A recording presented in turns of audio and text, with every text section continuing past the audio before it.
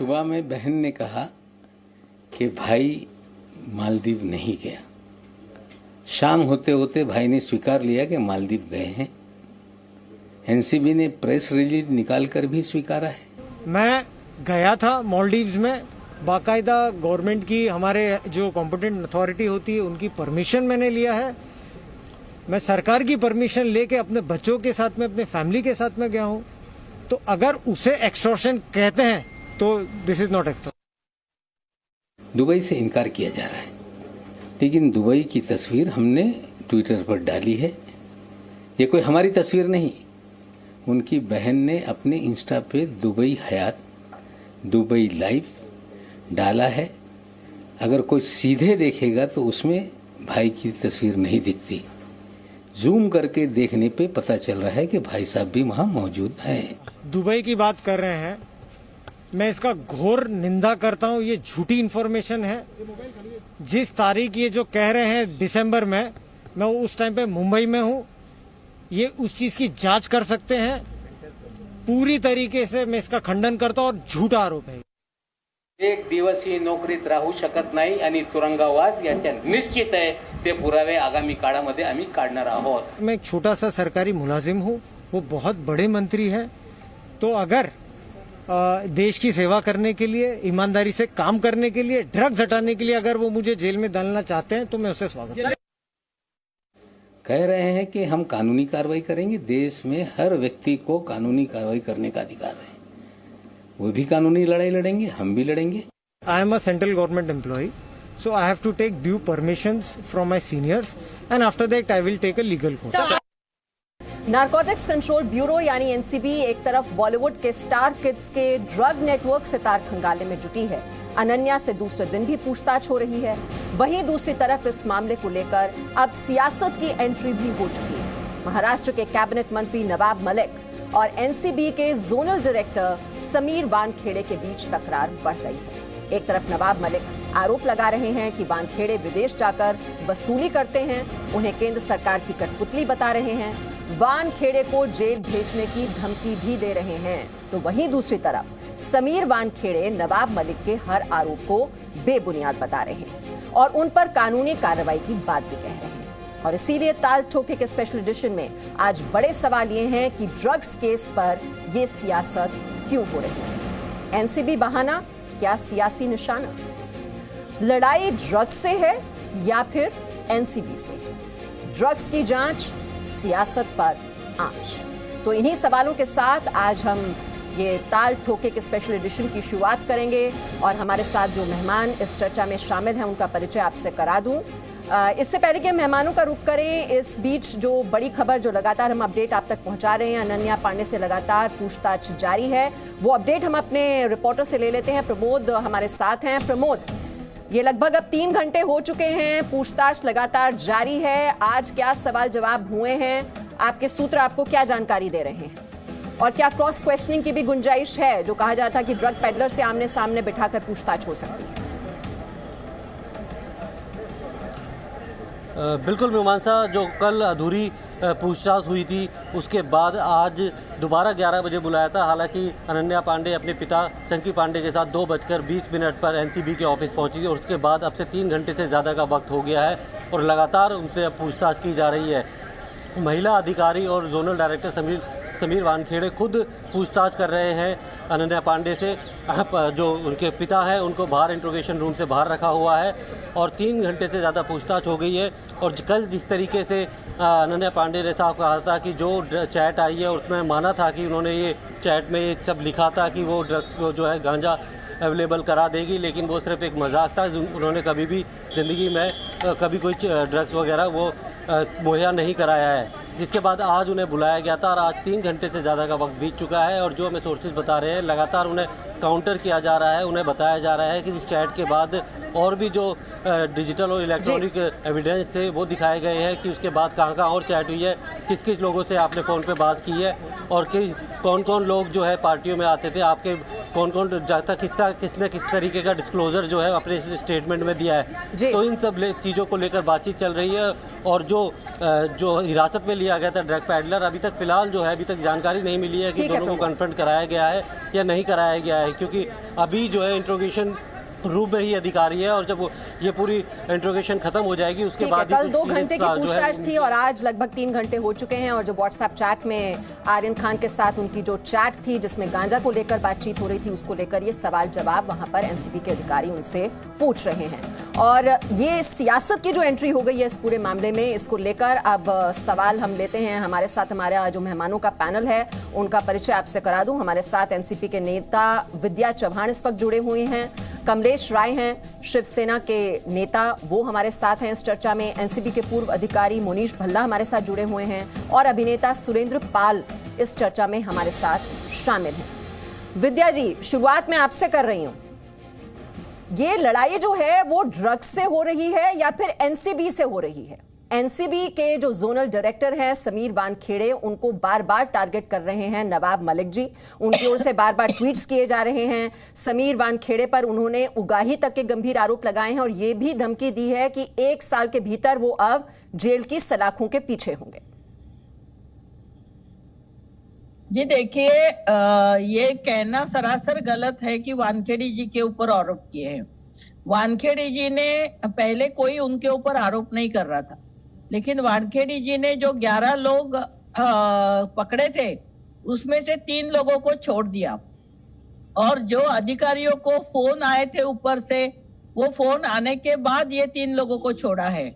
और ये चाहिए कि जो हम लोगों ने कहा था कि एक भाजपा के उसमें से जो क्या नाम थे तो मोहित कंबोज थे, उनके जीजा थे, इसलिए उनको छोड़ा गया। फिर दूसरा जो एनसीबी के अधिकारी करके उधर पे शाहरुख खान के बेटे को खींच के ला रहे थे, वो जो गोसाई थे, गोसावी, वो अभी फरार है। तो ये कैसा हो सकता है? शाहरुख खान के बेटे को और बाकी लोगों को 8 लोगों को अंदर डाला है जिनको अभी तक जमानत नहीं हुई, और ये जो तीनों को छोड़ दिया गया। विद्या जी, ये जो गंभीर आरोप लगाना एक इन्वेस्टिगेटिंग ऑफिसर पर, ये जांच में ये क्यों ये रोड़ा अटकाया जा रहा है? सवाल तो ये है कि अब बार बार उनको जिस तरह से पर्सनली टारगेट किया जा रहा है, उनकी तस्वीरें जारी की गई हैं। अब प्राइवेट वेकेशन पर अगर वो फैमिली के साथ गए हैं तो क्या गुनाह कर दिया उन्होंने? सवाल तो ये है। और फिर ये धमकी देना कि 1 साल के भीतर आप जेल के सलाखों के पीछे होंगे, आधार क्या है इन आरोपों का? आप ये कैसे कह सकते हैं कि नवाब मलिक धमकी दे रहे हैं? इस तरह से क्या अधिकारियों को किसी को भी छोड़ देना बराबर है? ये 3 लोगों को क्यों छोड़ा गया? मनोज का जो कंबोज थे, कंबोज के जीजा को कैसा छोड़ा दिया? और ये जो वानखेड़े जी है जिनके बारे में अभी नवाब मलिक जी ने जो जानकारी दी है, वो जानकारी सच है ना? मैंने दूसरे एक चैनल पे खुद वानखेड़े जी को ये कबूल करते हुए देखा है कि हाँ, मैं गया था वहां पे। तो ये आप गए थे तो जाने में कोई दिक्कत नहीं है, लेकिन जिस तरह से आज वो उनका बिहेव है वानखेड़े जी को, 2019 में उनका ये जो सेंट्रल गवर्नमेंट में वो गए हैं, तो फडणवीस सरकार के यहाँ जो होम मिनिस्ट्री थी उसके बाद वहां पे उनका अपॉइंटमेंट हुआ था। और ये अपॉइंटमेंट विद्या जी, अब ये जो जांच चल रही है ड्रग्स केस से, उससे उसका क्या लेना देना है? मुनीश भल्ला भी हमारे साथ हैं, पूर्व एनसीबी अधिकारी। मुनीश जी, अब जो जांच चल रही है, जांच होने दीजिए, जो फैक्ट्स हैं, जो एविडेंस हैं, वो रखे जाएंगे। अब इस पर ये सियासी बयानबाजी और दखलंदाजी करने की कोशिश क्यों की जा रही है? हाँ, मैं इन पॉलिटिकल क्वेश्चंस को सुन के मेरे मन में एक बात आई है, किसी को अपने अमल का हिसाब हम क्या देते? सवाल सारे गलत थे, जवाब क्या देते? तो ये इनके जो क्वेश्चंस ही गलत हैं, इनको हम क्या बताएं? इनके क्वेश्चंस टोटल गलत हैं। ये जो पॉलिटिकल क्वेश्चंस हैं, ये मोटिवेटेड क्वेश्चंस हैं। किसी भी ऑफिसर को इस तरह से प्रेशराइज करना, I don't think it is right, and I personally feel now the court should suo moto take a action on this and see that the officers, जो officers हैं, उनको इस तरह से प्रेशराइज ना किया जाए। कोई ऑफिसर कैसे काम करेगा अगर इस तरह से पॉलिटिकल प्रेशर इतना ज्यादा उस पर बिल्ट होगा? वो काम पे कैसे कॉन्सेंट्रेट करेगा? वो सारा दिन अपने आप को इस चीजों में डिफेंड करता रहेगा। आप उसकी पर्सनल लाइफ को लेके आप पब्लिक डोमेन में लेके आ रहे हैं। I personally feel it is very sad, और इतने सीनियर पॉलिटिशियंस को शायद ये नहीं करना चाहिए। ये दुखद है, मेरे लिए तो बहुत दुखद है।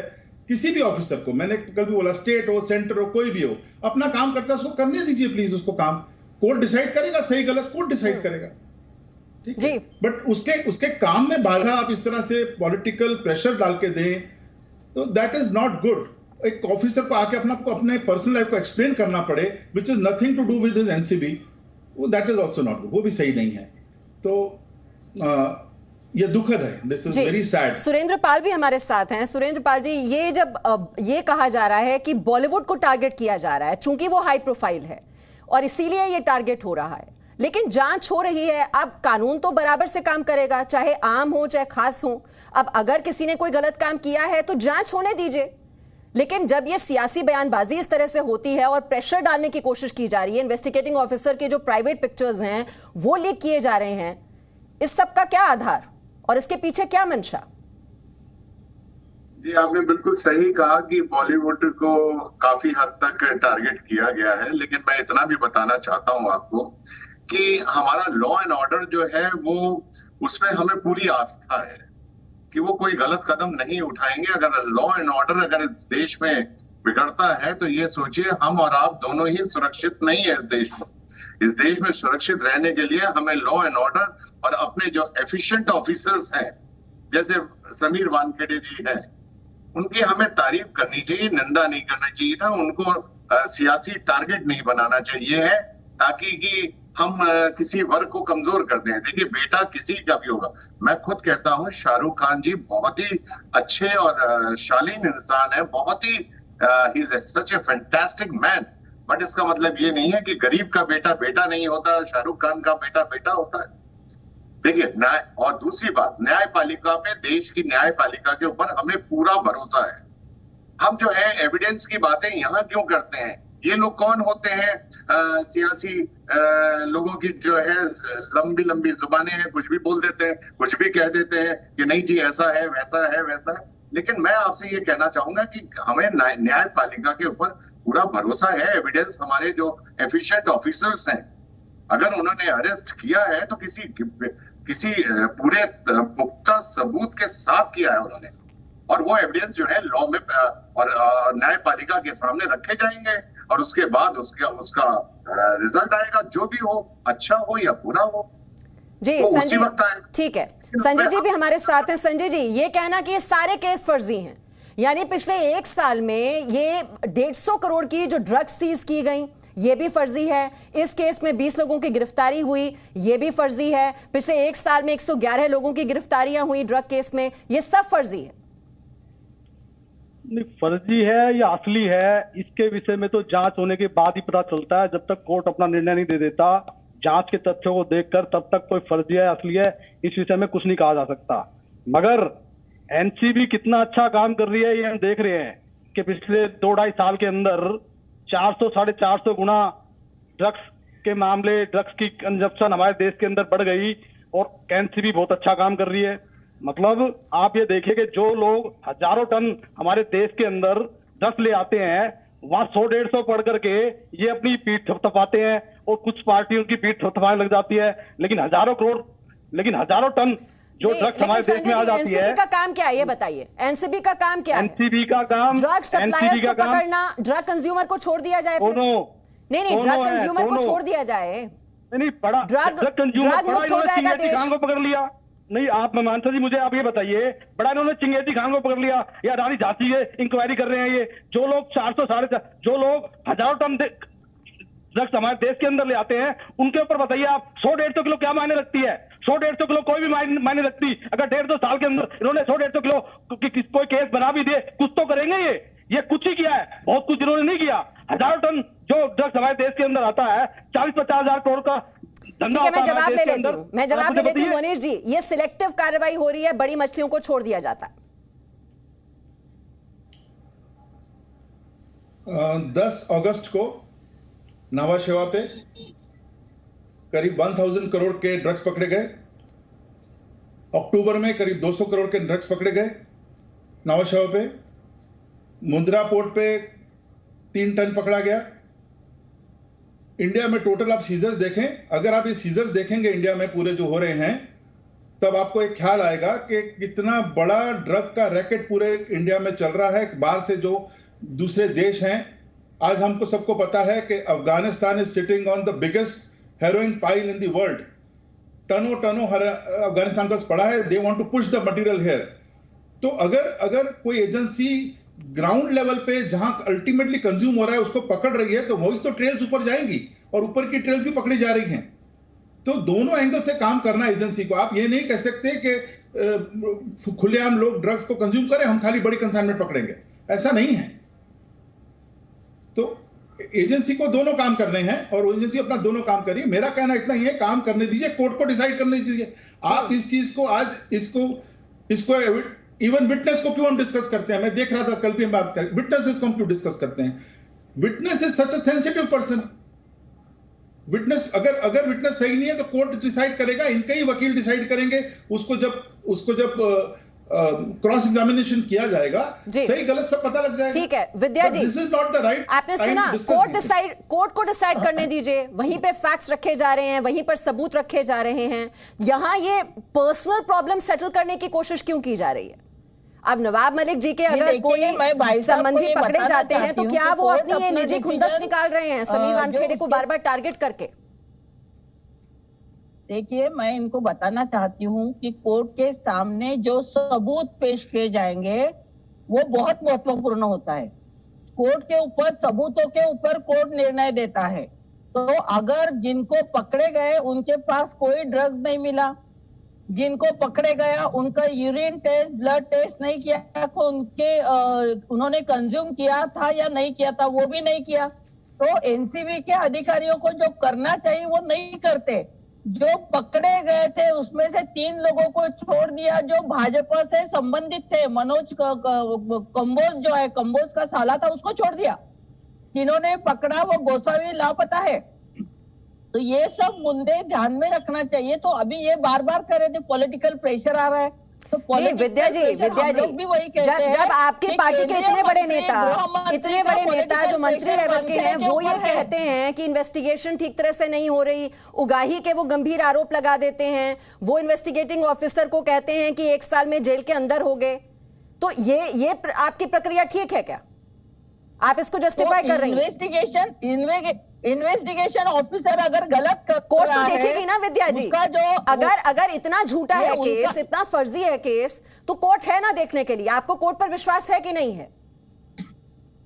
नहीं, कोर्टों को आप बीच में क्यों ला रहे? कोर्ट के ऊपर जो रखने का काम करना चाहिए। जो नहीं तो विद्या जी, ये गंभीर आरोप लगा देना, कोई इन्वेस्टिगेटिंग ऑफिसर जो इस मामले की जांच कर रहा है वो उगाही कर रहा है। आप जानती हैं कितना गंभीर आरोप है ये एक्सटॉर्शन का।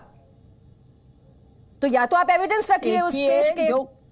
नहीं, अगर ऐसा हुआ है विद्या जी तो फिर एविडेंस रखिए, क्योंकि वो एविडेंस बार बार बोलते हैं हमारे पास एविडेंस है। अगर सबूत है तो रखिए।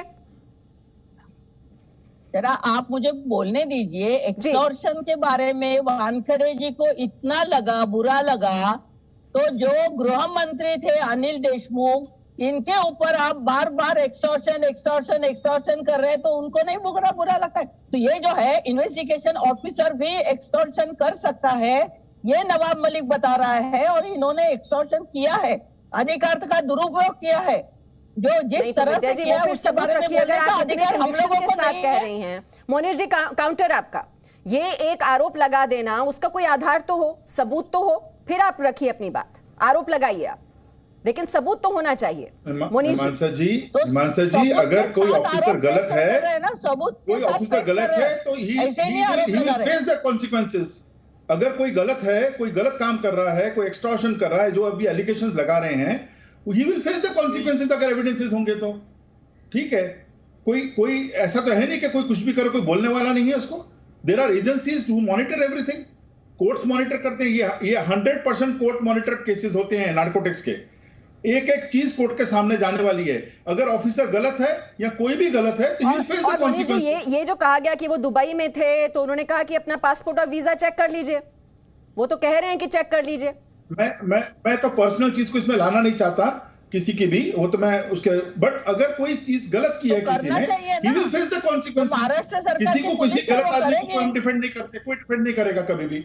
हम तो ये कहने का कोई एजेंसी अगर काम कर उन्होंने रही है, कुछ गलत उस नहीं पर किया है काम तो करने उनकी दीजिए जांच होनी और चाहिए, कोर्ट को डिसाइड करने दीजिए। इंक्वायरी होनी चाहिए। जहां मिनिस्टर की Sorry? इंक्वायरी हो सकती है तो अधिकारी किस डर का है? अधिकारी की भी इंक्वायरी होना चाहिए अगर वो गलत काम कर रहा है तो। जरूर, अगर कोई गलत करता है तो इंक्वायरी होनी चाहिए, कोई किसी ने ना नहीं बोली हाँ है। तो इंक्वायरी होगी ना। तो पॉलिटिकल विद्या जी तो कह रहे हैं ना कि कुछ गलत किया है तो उसको कॉन्सिक्वेंसेस फेस करने होंगे, लेकिन इस तरह से मनगढ़ंत तो आरोप नहीं लगाए जा सकते। खाली कहने से नहीं। और आप तस्वीरें जारी कर दें किसी की भी पर्सनल प्रोफाइल की, वो भी तो ठीक नहीं है। अगर है तो फिर आप सबूतों के साथ अपनी बातें रखिए, या फिर आप कोर्ट में जाइए, वहां पर सबूत रखिए अपने पास, अगर आप इतने ही आरोप लगा रहे हैं। तो ये देख रहे हैं आप कि किस तरह से सियासत की एंट्री हो चुकी है। ड्रग्स केस की जांच चल रही है, लगातार हम आपको अपडेट्स भी पहुंचा रहे हैं। अनन्या पांडे से इस वक्त ये पूछताछ चल रही है, लगभग 3 घंटे हो चुके हैं। इस खबर पर लगातार हमारी नजर रहेगी। आप देख रहे थे ताल ठोके का special edition. Presenting B News app available on Google Play and App Store. Download it now.